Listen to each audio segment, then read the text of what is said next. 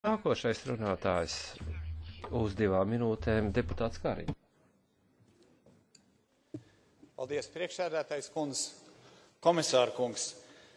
Nenoliedzami klimata pārmaiņas jautājumi ļoti no svara. Taču domājot par enerģijas jautājumu, mēs nedrīkstam arī aizmirst par energodrošību, kas mums Eiropā ir tikpat no svara.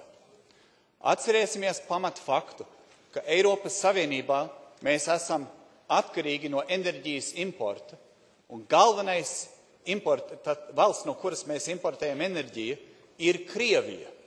Krievija tā pati valsts, kura savas militārās agresijas dēļ Ukrainā ne tikai destabilizē drošības situāciju visā Eiropā, bet arī, protams, viņi šobrīd nav aicināti uz satikšanās, kas agrāk saucās G8, tagad viņš šobrīd tikai G7.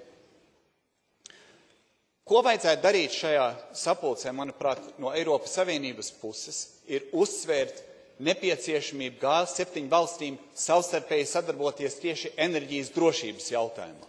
Un šeit Eiropas Savienībai ļoti no svara ir sadarbība ar Amerikas Savienotajām valstīm, kuriem, pateicoties viņu slānekļu, naftas un slānekļu gāzes ieguvējiem, ir ļoti lieli resursi, kur šobrīd viņi nevar eksportēt savu pašu liegumu dēļ.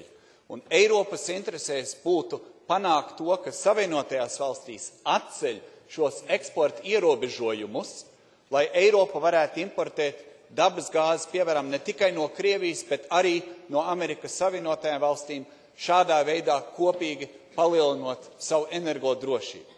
Tātad, kad domājam par enerģijas jautājumiem, protams, klimata pārmaiņas, šis jautājums sfēras ir ļoti no svara. Bet tikpat no svara, un tur jāuzstājās arī G7 tikšanās laikā, ir enerģijas drošības jautājumos, kur mums sadarbība ir nepieciešama. Paldies par uzmanību. Thank you.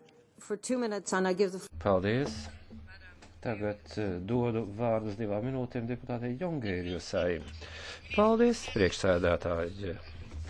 Komisāra kungs, godājamie kolēģi.